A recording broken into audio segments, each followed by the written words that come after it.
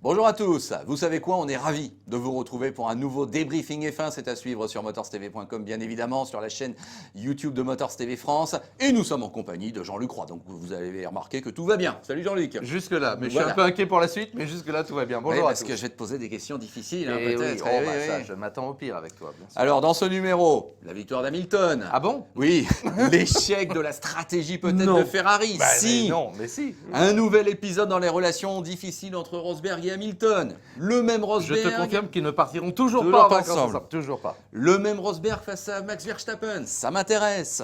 Enfin bref, Ouais. il y a plein de choses à dire, donc on y va, on rentre dans le vif du sujet. Tu as remarqué déjà qu'au Canada, on a du mal à évacuer une grille de départ dans un laps de temps d'un tour de formation. Oui, oui. Petite parenthèse, c'est rare Oui, qu'on voit ça quand même. Oui, hein. c'est quand même un peu le bazar, mais bon, on va dire que c'est plutôt sympathique. Allez, on va Bon. dire ça comme ça. Mais Allez, bon, c'est un peu c'était limite, c'est un la peu petite limite. image amusante du jour. Mais enfin, oui, faut pas faire moins, ça c'est sûr. Bon, alors ce départ, comme toujours, il est déterminant.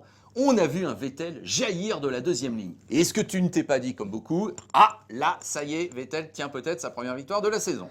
Écoute, pour tout te dire, dans les paris RMC le matin, dans l'émission de Serge Simon, j'avais parié sur Vettel. Parce que voilà, bon, les cotes évidemment en faveur d'Hamilton étaient outrageuses, c'était énorme évidemment, on le sait bien avec toute la série de pôles, la série de victoires, etc. C'est quand tu pars devant, a priori, même si au Canada c'est peut-être un avantage un peu moins consistant que sur d'autres tracés, mais bon quand même.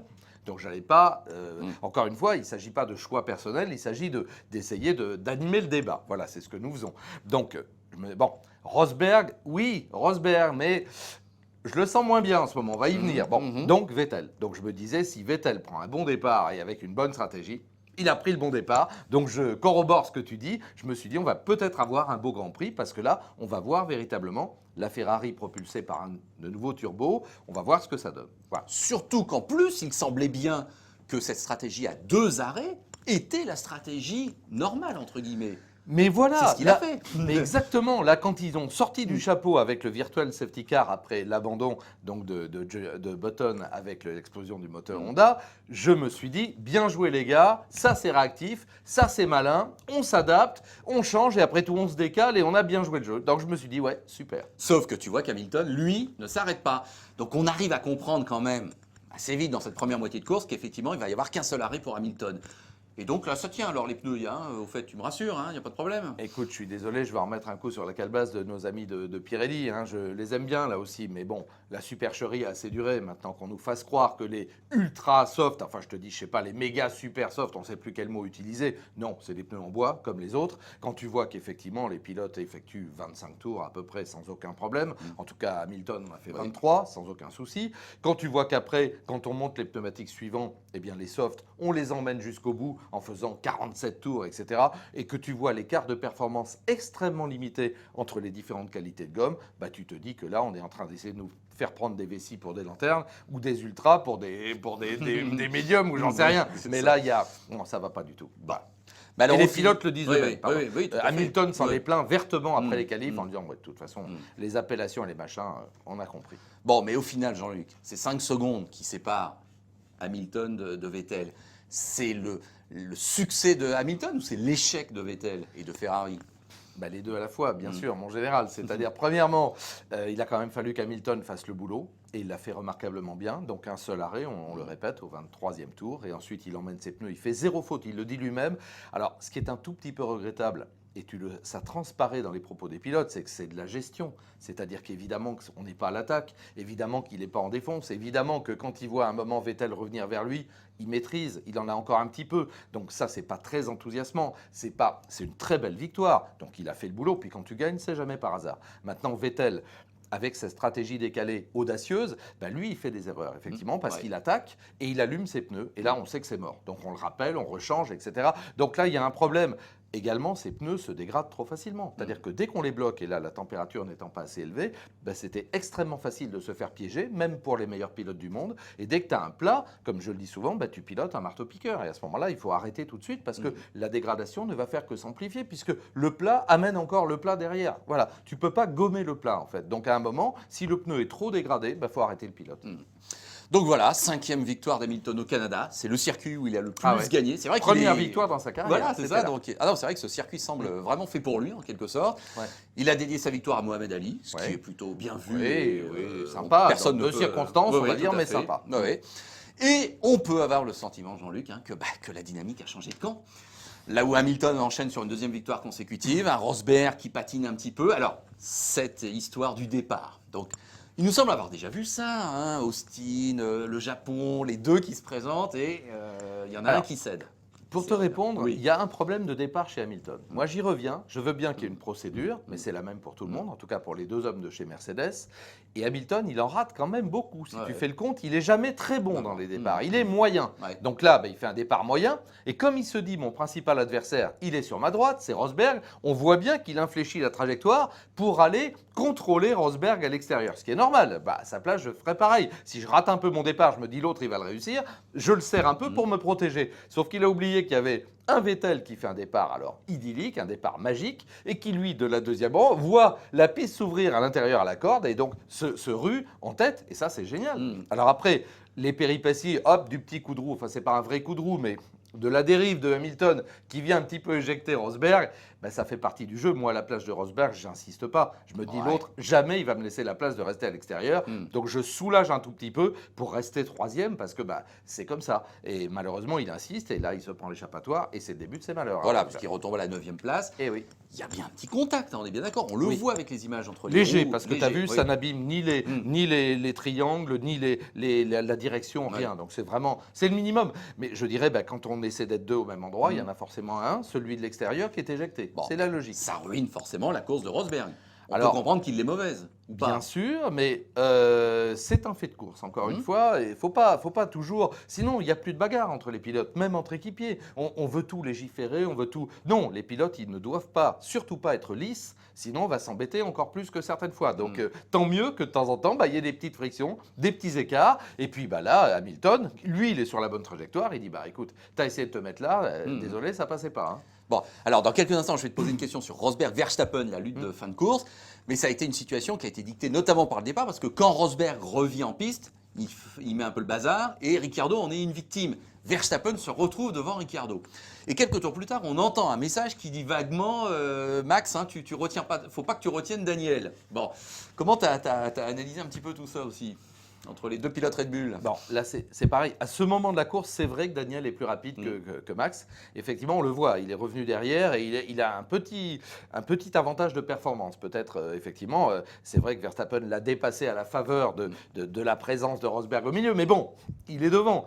Lui demander à ce stade de la course, c'est-à-dire dans le début, déjà de laisser passer Ricciardo, moi, ça me paraît un peu limite. Mais je comprends que on n'est pas très bien chez Red Bull par rapport à Ricciardo et on veut quelque part faire de la com et montrer à Ricciardo, c'est ça que tu voulais me faire dire, je te le dis. En tout cas, tu ne fais que confirmer ce que je ressentais. Voilà. Montrer à Ricciardo que mais non, tu vois, on t'oublie pas, mon vieux, c'est pas le petit chouchou. On lui dit de se ranger un petit peu pour te laisser passer, en sachant pertinemment que Max va leur dire, écoutez les gars, j'ai pas bien entendu, il devait y avoir... ou en tout cas, j'ai ma seconde d'écart. Il devait y avoir des grésillements dans mon casque. Ok, donc on est d'accord. Alors, lequel Max Verstappen se voit quand même rejoint comme une fusée par Nico Rosberg en fin de course. Et moi, je te cache pas, je te le dis personnellement, je me suis dit, tiens, ça a valeur de symbole, ça, parce que ça montrerait que Rosberg, moi, leader du championnat du monde, peut-être futur champion du monde, les petits jeunes, même s'ils sont super doués, je les double, parce que je suis aussi pilote Mercedes. Et deuxièmement, c'est la situation normale. Et je me suis dit, tiens, Verstappen va avoir beau jeu, évidemment, de résister à Rosberg. Je pensais pas avoir autant raison, tu vois ce que je veux dire, Parce qu'il a très très bien résisté, et c'est même Rosberg qui est parti en toupie, quoi. C'est presque un symbole du fait que Nico Rosberg n'est pas bien en ce moment. Depuis Barcelone, depuis l'accrochage, quelque part, les deux pilotes ont remis les compteurs à zéro, on a mis ça derrière soi. On n'a pas, on l'a dit, et je l'ai dit ici même, où était Rosberg à Monaco, on ne l'a pas vraiment vu. Alors il a eu des problèmes, je comprends, les freins qui ne chauffent pas, etc. Mais oui, il vaut mieux qu'il ait des problèmes pour ne pas marcher quand on a la meilleure monoplace et la meilleure écurie du plateau. Donc on ne l'a pas retrouvé. Et j'oserais dire là, de peu, certes, mais il se fait devancer en qualification par Lewis Hamilton, de peu, mais bon, le départ, nous venons d'en parler, il se retrouve loin derrière, mais tu te dis, bon, quand même, avec une Mercedes, le leader du championnat du monde, le patron, il va leur montrer. Eh bien non, il bute sur un gamin, comme tu dis, qui a une victoire en Grand Prix, qui a à peine une saison et demie, même pas une saison entière d'expérience, qui a une machine qui est normalement moins rapide, même si le châssis est bon, le moteur Renault, il est encore en dessous du Mercedes, et malgré 3-4 attaques et quelques belles, il ne réussit pas à passer, ben, il y a un problème, hein. Je suis désolé, mais ça veut dire que ça y est, la dynamique, elle est dans le clan d'Hamilton, et moi, à la place de Nico Rosberg, je commence à gamberger, et c'est ce qui se passe. Bon, eh bien, on est tous d'accord. Allez, je te propose de passer en revue quelques autres pilotes. Alors, c'est vrai, c'est le drame, moi j'ai envie de dire, de Williams et de Bottas, là en l'occurrence. Bah, c'est un podium, super, bravo. Sauf que c'est loin, c'est à 45 secondes, et que c'est un peu dans l'anonymat. C'est un peu cruel de dire ça. Hein. Le pauvre Bottas, on l'a découvert sur le podium, Voilà. c'est-à-dire qu'il a fait une course solitaire, solide, mais bon, sans intérêt, quoi. Il a dû s'ennuyer, hein, parce qu'il s'est arrêté au 22e tour, lui aussi. Et puis après, bah, il a convoyé sa Williams Mercedes jusqu'au bout. C'est un peu triste. Bah, et oui. qu'effectivement, je pense que c'est pas le plus beau podium de la carrière de Bottas, et lui-même doit le déplorer. Bon, maintenant, ça fait des points pour Williams. Verstappen 4 donc, Rosberg 5, Raikkonen. Bon, bah, peut-être qu'on espérait mieux aussi pour l'autre pilote Ferrari qui ne fait que 6. Je pense que, bon, il a pris son ticket de pré-retraite. De toute façon, soyons crus, je le vois mal. Ou alors, c'est que Ferrari n'a pas d'autre solution. Je le vois mal. Et encore une fois, on l'a bien aimé, ce pilote. Hein. On l'aime toujours bien avec son attitude, son franc-parler, son côté rugueux et son côté course avant tout. Mais je crois qu'il est en fin de trajectoire, c'est le cas de le dire. Donc, il est en tout cas nettement en dessous de Vettel, malgré tout, quoi qu'on en dise. Et malgré, effectivement, le beau Grand Prix de Barcelone, pour les raisons Ah qu'on ouais, connaît. tout à Donc, fait. voilà. Bon, Ricciardo donc 7 et seulement 7, encore une déception, hein, on va dire, pour l'Australien, ça en fait 3 de suite. Il commence à avoir Oui, du mal à avaler voilà, certaines choses. tout à fait. Ricciardo. Hülkenberg tient devant Pérez. Je suis un peu méchant en disant ça, mais quand même, hein, ces derniers temps, Pérez avait Une vraiment... réaction, c'est Oui. parce qu'on arrive dans la période du Mans. Donc il se rappelle qu'il Oui, a gagné c'est le ça. Mans, Hülkenberg, donc il retrouve la niaque. Voilà. Et Sainz, toujours aussi pas mal dans les points, devant Kvyat, qui a Ouais. du mal vraiment à trouver sa place cette année. Le Surtout pauvre qu'il est Kvyat. parti de loin, ça. Ouais, ouais, hein, c'est il ça, faut tout pas à le fait. dire. Ouais, ouais. Bon, du côté de Romain Grosjean et des Haas, Jean-Luc, pardon. Ouais, c'est un peu aussi anonyme là. Hein. Écoute, on est à sa place. Hein. Là, le début de saison était absolument idyllique. On l'a exploité merveilleusement stratégiquement. Romain était là. Mais il faut bien reconnaître que depuis le 3e Grand Prix, à peu près, bah, on est à sa place. Hein. Et là, on peut noter quand même que Gutiérrez est souvent devant Romain, en qualification et en course. Donc je ne sais pas s'il y a une petite baisse de motivation ou si bah, finalement, je comprends que se battre pour la 14e place, c'est pas très motivant. Quand on est dans les points, au moins on a une vraie raison. Je ne sais pas. Alors, il s'est arrêté beaucoup. Hein. Romain, il s'est arrêté, je crois, 3 fois même. Oui. Donc après, il est reparti avec des pneus. J'ai pas très bien compris d'ailleurs la stratégie pneumatique. Bon, c'est une course anonyme, malheureusement. Il termine à la place à laquelle il est parti. Il n'y a pas grand-chose à dire de plus. Voilà, et puis tu as peut-être entendu parler de la déclaration de Fernando Alonso qui a clairement exprimé une frustration en disant bon bah on m'arrête une fois et je suis censé convoyer la voiture jusqu'au bout, mais il y en a qui s'arrêtent 2 fois qui sont plus rapides que moi. Je suis tout seul dans mon coin, je termine 11. On espère que ça va abandonner devant moi pour que je marque un point, ce qui n'est pas le cas. C'est pas un peu triste, très hein. enthousiasmant Non. tout ça. Bah, et on rappelle quand même que Fernando, il n'est pas venu là pour ça. Hein. Ah, voilà. Il est venu là pour retrouver la belle équipe McLaren-Honda, les belles heures. Alors il se dit qu'il faudra du temps, mais là on est quand même dans la 2e saison.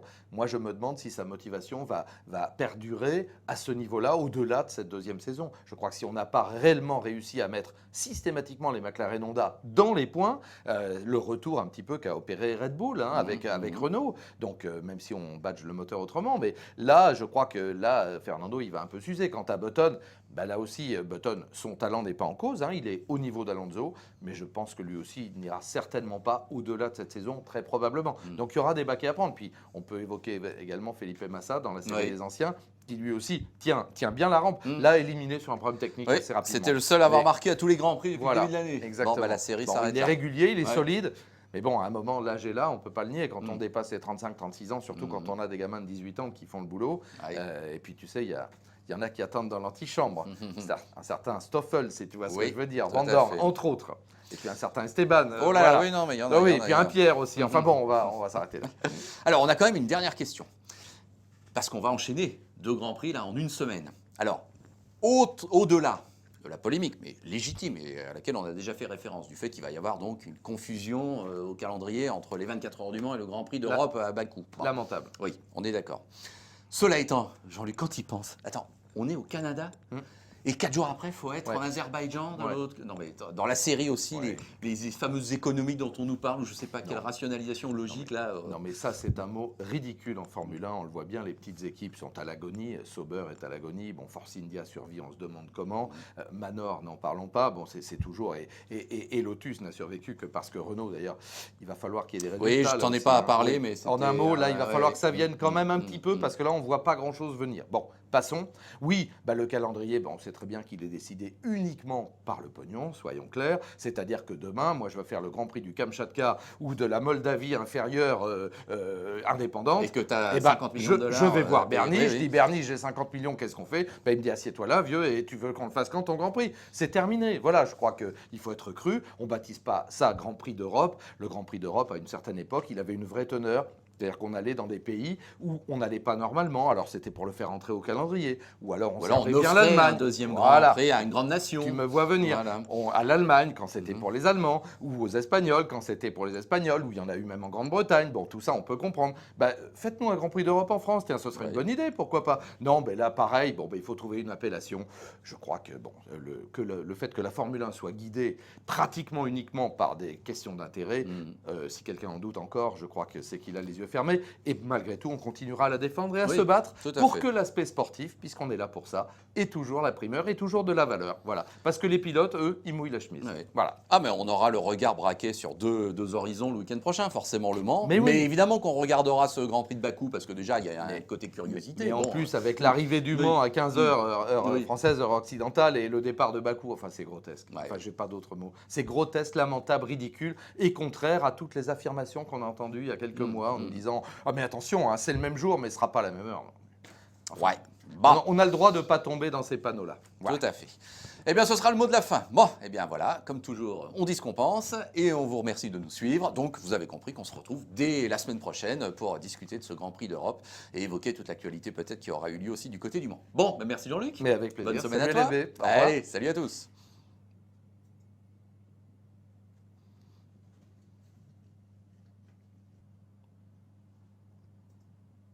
Bonjour à tous. Bon, allez, j'ai décidé que celle-là, elle était pour moi. Bon, d'accord. Bêtisier 2. Merci Jean-Luc. Ça y est. Bon, voilà, c'est bon. Hein, non, mais bonne ambiance. Je vois que le professionnalisme, le sérieux ne t'honore pas. Non. Bon, d'accord. Il y a d'autres choses, mais pas ça.